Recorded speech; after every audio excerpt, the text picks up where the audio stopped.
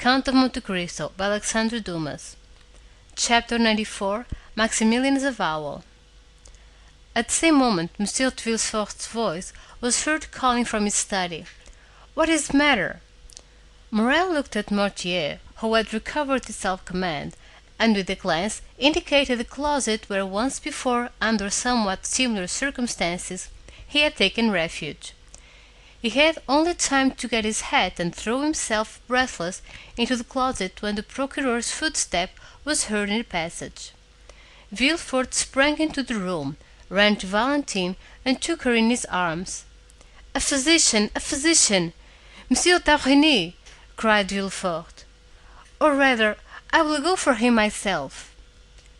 He flew from the apartment, and Morrel at the same moment darted out at the other door. He had been struck to the heart by a frightful recollection. The conversation he had heard between the doctor and Villefort the night of Madame de Saint Méran's death recurred to him.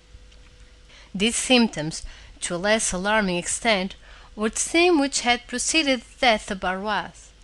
At the same time, Monte Cristo's voice seemed to resound in his ear with words he had heard only 2 hours before. "Whatever you want, Morrel, come to me. I have great power." More rapidly than thought, he darted down the Rue Matignon, and thence to the Avenue des Champs-Élysées. Meanwhile, Monsieur de Villefort arrived in a hired cabriolet at Monsieur d'Avrigny's door. He rang so violently that the porter was alarmed. Villefort ran upstairs without saying a word. The porter knew him and let him pass, only calling to him, "In his study, Monsieur Procureur, in his study." Villefort pushed, or rather forced, the door open. "Ah," said the doctor, "is it you?" "Yes," said Villefort, closing the door after him. "It is I, who am come in my turn to ask you if you are quite alone. Doctor, my house is accursed." "What?" said the latter, with apparent coolness, but with deep emotion. "Have you another invalid?" "Yes, doctor," cried Villefort, clutching his hair, "yes." D'Avrigny's look implied, "I told you to be so." Then he slowly uttered these words: "Who is now dying in your house? What new victim is going to accuse you of weakness before God?" A mournful sob burst from Villefort's heart. He approached the doctor, and seizing his arm, "Valentine," said he, "it is Valentine's turn." "Your daughter?" cried d'Avrigny, with grief and surprise. "You see you were deceived," murmured the magistrate. "Come and see her, and on her bed of agony entreat her pardon for having suspected her." "Each time you have applied to me," said the doctor, "it has been too late. Still I will go. But let us make haste, sir. With enemies you have to do with there is no time to be lost." "Oh, this time, doctor, you shall not have to reproach me with weakness. This time I will know the assassin, and will pursue him."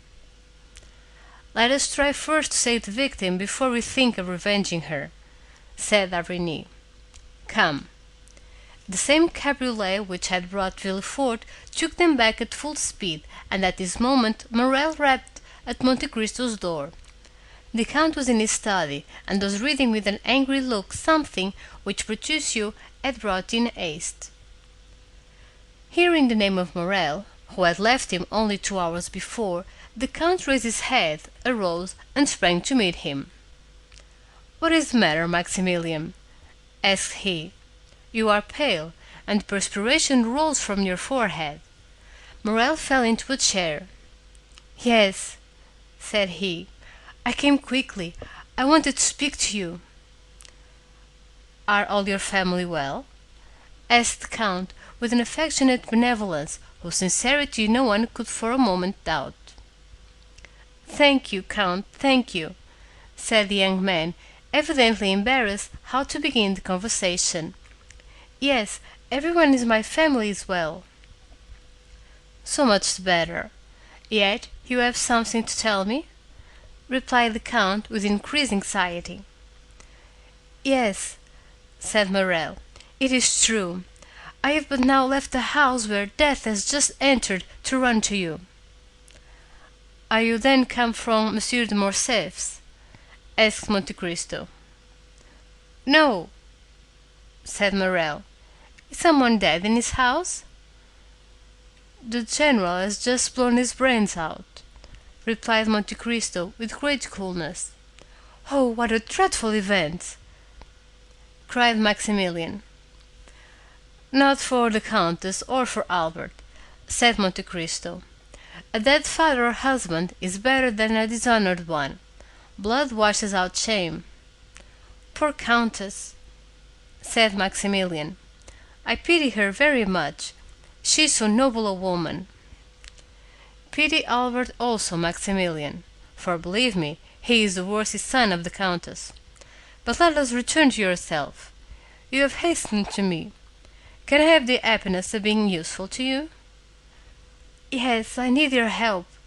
That is, I thought like a madman that you could lend me your assistance in a case where God alone can succor me. Tell me what it is, replied Monte Cristo. Oh, said Morel, I know not, indeed, if I may reveal this secret to mortal ears, but fatality impels me, necessity constrains me, Count. Morel hesitated. Do you think I love you? Said Monte Cristo, taking the young man's hand affectionately in his. Oh, you encourage me, and something tells me there, placing his hand on his heart, that I ought to have no secret from you. You are right, Morel. God is speaking to your heart, and your heart speaks to you. Tell me what it says. Count, will you allow me to send Baptistine to inquire after someone you know? I am at your service, and still more my servants. Oh, I cannot live if she is not better. Shall I ring for Baptistine? No, I'll go and speak to him myself. Morel went out, called Baptistine, and whispered a few words to him. The valet ran directly. Well, have you sent? Asked Monte Cristo, seeing Morel return. Yes, and now I shall be more calm. You know I am waiting, said Monte Cristo, smiling. Yes, and I will tell you. One evening I was in a garden. A clump of trees concealed me. No one suspected I was there. Two persons passed near me. Allow me to conceal their names for the present. They were speaking in an undertone, and yet I was so interested in what they said that I did not lose a single word. This is a gloomy introduction, if I may judge from your pallor and shuddering, Morel. Oh, yes, very gloomy, my friend. Someone had just died in the house to which that garden belonged. One of the persons whose conversation I overheard was the master of the house, the other the physician. The former was confiding to the latter his grief and fear, for it was the second time within a month that death had suddenly and unexpectedly entered that house, which was apparently destined to destruction by some exterminating angel, as an object of God's anger. Ah, indeed, said Monte Cristo, looking earnestly at the young man, and by an imperceptible movement turning his chair, so that he remained in shade while the light fell full on Maximilian's face. Yes, continued Morel, death had entered that house twice within 1 month. And what did the doctor answer? Asked Monte Cristo. He replied that the death was not a natural one, and must be attributed to what? To poison. Indeed, said Monte Cristo with a slight cough, which in moments of extreme emotion helped him to disguise a blush, or his pallor, or the intense interest with which he listened. Indeed, Maximilian, did you hear that?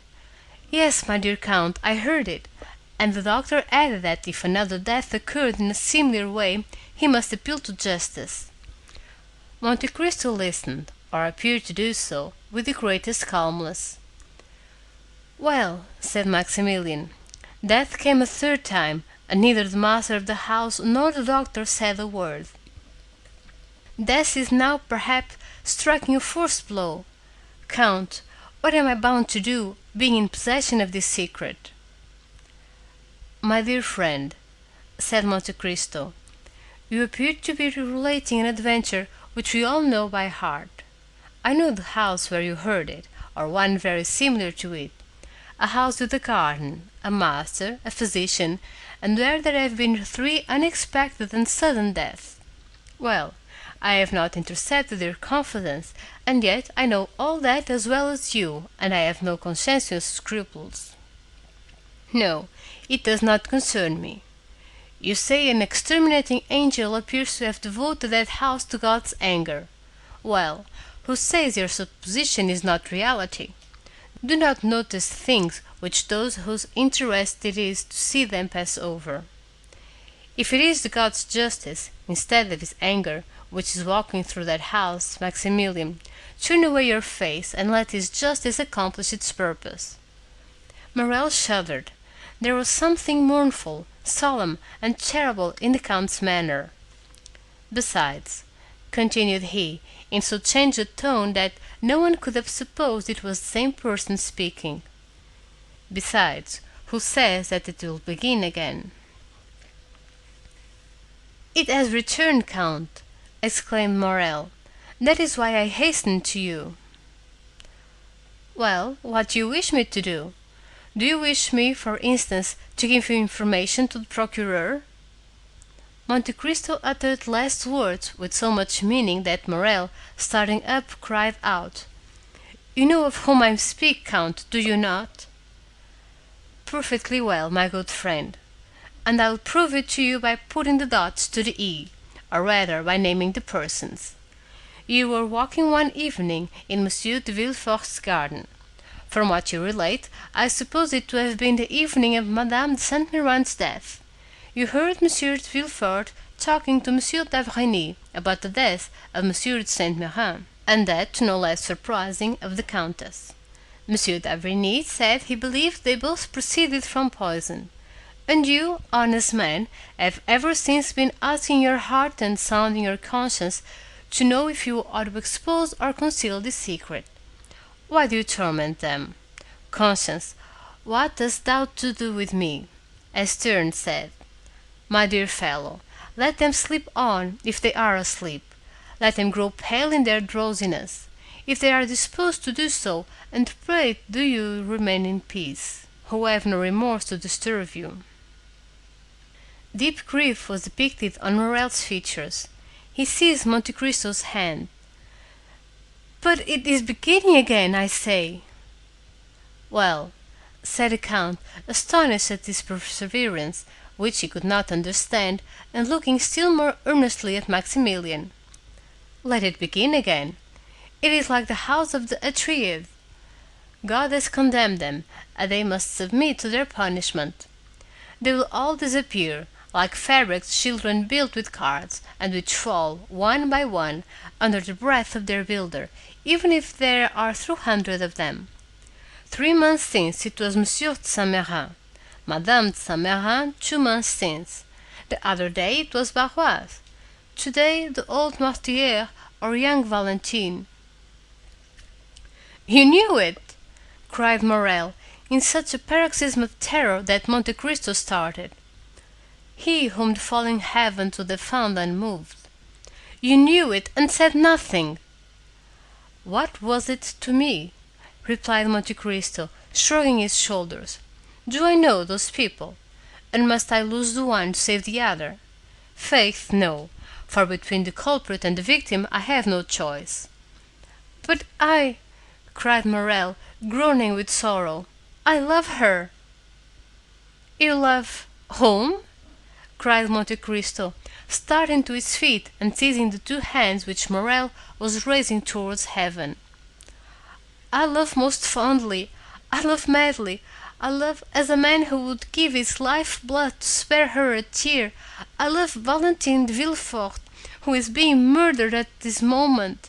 Do you understand me? I love her, and I ask God and you how I can save her." Monte Cristo uttered a cry which those only can conceive who have heard the roar of a wounded lion. "Unhappy man!" cried he, wringing his hand in his turn. "You love Valentine, that daughter of an accursed race!" Never had Morrel witnessed such an expression. Never had so terrible an eye flashed before his face. Never had the genius of terror he had so often seen, either on the battlefield or in the murderous night of Algeria, shaken around him more dreadful fire. He drew back terrified. As for Monte Cristo, after this evolution he closed his eyes as if dazzled by internal light. In a moment he restrained himself so powerfully that the tempestuous heaving of his breast subsided, as turbulent and foaming waves yield to the sun's genial influence when the cloud has passed. This silence, self-control, and struggle lasted about 20 seconds, then the Count raised his pallid face. "See," said he, "my dear friend, how God punished the most thoughtless and unfeeling men for their indifference, by presenting dreadful scenes to their view.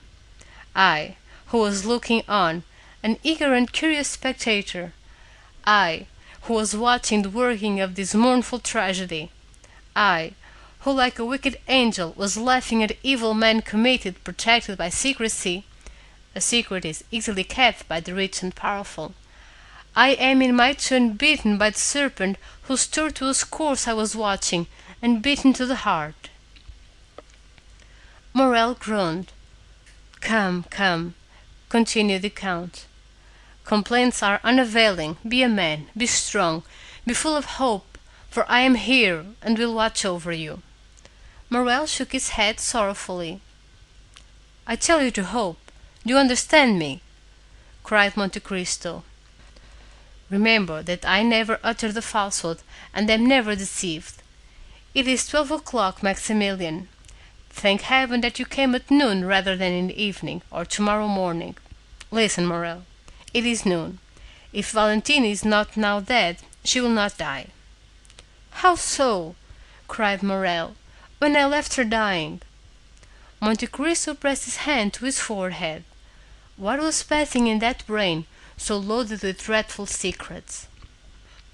What does the angel of light or the angel of darkness say to that mind at once implacable and generous? God only knows. Monte Cristo raised his head once more, and this time he was calm as a child awaking from its sleep. "Maximilian," said he, "return home. I command you not to stir. Attempt nothing, not to let your countenance betray a thought, and I will send you tidings. Go." "Oh, Count, you overwhelm me with that coolness. Have you, then, power against death? Are you superhuman? Are you an angel?" And the young man, who had never shrunk from danger, shrank before Monte Cristo with indescribable terror. But Monte Cristo looked at him with so melancholy and sweet a smile that Maximilian felt the tears filling his eyes. "I can do much for you, my friend," replied the Count. "Go. I must be alone." Morrel, subdued by the extraordinary ascendancy Monte Cristo exercised over everything around him, did not endeavor to resist it. He pressed the Count's hand and left. He stopped one moment at the door for Baptistine, whom he saw in the Rue Matignon, and who was running. Meanwhile, Villefort and d'Avrigny had made all possible haste. Valentine had not revived from her fainting fit on their arrival, and the doctor examined the invalid with all the care the circumstances demanded, and with an interest which the knowledge of the secret intensified twofold. Villefort, closely watching his countenance and his lips, awaited the result of the examination. Noirtier, paler than even the young girl, more eager than Villefort for decision, was watching also intently and affectionately. At last d'Avrigny slowly uttered these words: "She is still alive." "Still?" cried Villefort. "Oh, doctor, what a dreadful word is that!" "Yes," said the physician, "I repeat it, she is still alive, and I am astonished at it." "But is she safe?" asked the father. "Yes, since he lives." At that moment d'Avrigny's glance met Mortier's eye. It glistened with such extraordinary joy, so rich and full of thought, that the physician was struck. He placed the young girl again on the chair. Her lips were scarcely discernible, they were so pale and white, as well as her whole face, and remained motionless, looking at Mortier, who appeared to anticipate and command all he did. "Sir," said d'Avrigny to Villefort, "call Mademoiselle Valentine's maid, if you please." Villefort went himself to find her, and d'Avrigny approached Mortier. "Have you something to tell me?" asked he. The old man winked his eyes expressively, which we may remember was his only way of expressing his approval. "Privately?" "Yes." "Well, I'll remain with you." At this moment Villefort returned, followed by the lady's maid, and after her came Madame de Villefort. "What is the matter, then, with this dear child?" "She has just left me, and she complained of being indisposed, but I did not think seriously of it." The young woman, with tears in her eyes and every mark of affection of a true mother, approached Valentine and took her hand. d'Avrigny continued to look at Mortier. He saw the eyes of the old man dilate and become round, his cheeks turn pale and tremble. The perspiration stood in drops upon his forehead. "Ah!" said he, involuntarily following Noirtier's eyes, which were fixed on Madame de Villefort, who repeated, "This poor child would be better in bed. Come, Fanny, we will put her to bed." Monsieur d'Avrigny, who saw that would be a means of his remaining alone with Mortier, expressed his opinion that it was the best thing that could be done, but he forbade that anything should be given to her except what he ordered. They carried Valentine away.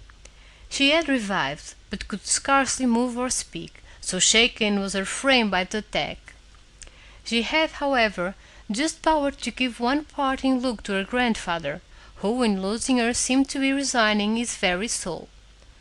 d'Avrigny followed the invalid, wrote a prescription, ordered Villefort to take a cabriolet, go in person to a chemistry to take the prescribed medicine, bring it himself, and wait for him in his daughter's room. Then, having renewed his injunctions not to give Valentine anything, he went down again to Noirtier, shut the doors carefully, and after convincing himself that no one was listening, "Do you," said he, "know anything of this young lady's illness?" "Yes," said the old man. "We have no time to lose. I will question, and do you answer me." Noirtier made a sign that he was ready to answer. "Did you anticipate the accident which has happened to your granddaughter?" "Yes." d'Avrigny reflected a moment, then approaching Noirtier, "Pardon what I am going to say," added he, "but no indication should be neglected in this terrible situation. Did you see poor Barras die?" Noirtier raised his eyes to heaven. "Do you know of what he died?" asked d'Avrigny, placing his hand on Noirtier's shoulder. "Yes," replied the old man. "Do you think he died a natural death?" A sort of smile was discernible on the motionless lips of Noirtier. "Then you have thought that Barras was poisoned?" "Yes." "Do you think the poison he fell a victim to was intended for him?" "No." "Do you think the same hand which unintentionally struck Barras has now attacked Valentine?" "Yes." "Then will she die too?" asked d'Avrigny, fixing his penetrating gaze on Noirtier. He watched the effect of this question on the old man. "No," replied he, with an air of triumph which would have puzzled the most clever diviner. "Then you hope?" said d'Avrigny with surprise. "Yes." "What do you hope?" The old man made him understand with his eyes that he could not answer. "Ah, yes, it is true," murmured d'Avrigny. Then, turning to Noirtier, "Do you hope the assassin will be tried?" "No." "Then you hope the poison will take no effect on Valentine?" "Yes." "It is no news to you," added d'Avrigny, "to tell you that an attempt has been made to poison her." The old man made the sign that he entertained no doubt upon the subject. "Then how do you hope Valentine will escape?" Noirtier kept his eyes steadfastly fixed on the same spot.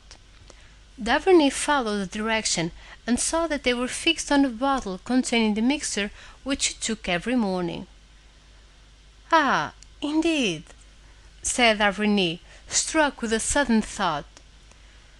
"Has it occurred to you—" Noirtier did not let him finish. "Yes," said he, "to prepare a system to resist poison." "Yes." "By accustoming her by degrees." "Yes, yes, yes," said Noirtier, delighted to be understood. "Of course, I had told you that there was brucine in the mixture I give you." "Yes, and by accustoming her to that poison, you have endeavored to neutralize the effect of a similar poison." Noirtier's joy continued. "And you have succeeded!" exclaimed d'Avrigny. "Without that precaution, Valentine would have died before assistance could have been procured. The dose has been excessive, but she has only been shaken by it, and this time, at any rate, Valentine will not die." A superhuman joy expanded the old man's eyes, which were raised towards heaven with an expression of infinite gratitude. At this moment Villefort returned. "Here, doctor," said he, "is what you sent me for." "Was this prepared in your presence?" "Yes," replied the procureur. "Have you not let it go out of your hands?" "No." d'Avrigny took the bottle, poured some drops of the mixture it contained in the hollow of his hand, and swallowed them. "Well," said he, "let us go to Valentine. I'll give instructions to everyone, and you, Monsieur de Villefort, will yourself see that no one deviates from them." At the moment when d'Avrigny was returning to Valentine's room, accompanied by Villefort, an Italian priest, of serious demeanor and calm and firm tone, hired for his use the house adjoining the hotel of Monsieur de Villefort. No one knew how the three former tenants of that house left it. About 2 hours afterwards its foundation was reported to be unsafe, but the report did not prevent the new occupant establishing himself there with his modest furniture the same day at 5 o'clock. The lease was drawn up for 3, 6, or 9 years by the new tenant, who, according to the rule of the proprietor, paid 6 months in advance. This new tenant, who, as we have said, was an Italian, was called Il Signor Giacomo Busoni. Workmen were immediately called in, and that same night the passengers at the end of the faubourg saw with surprise that carpenters and masons were occupied in repairing the lower part of the tottering house. End of chapter 94.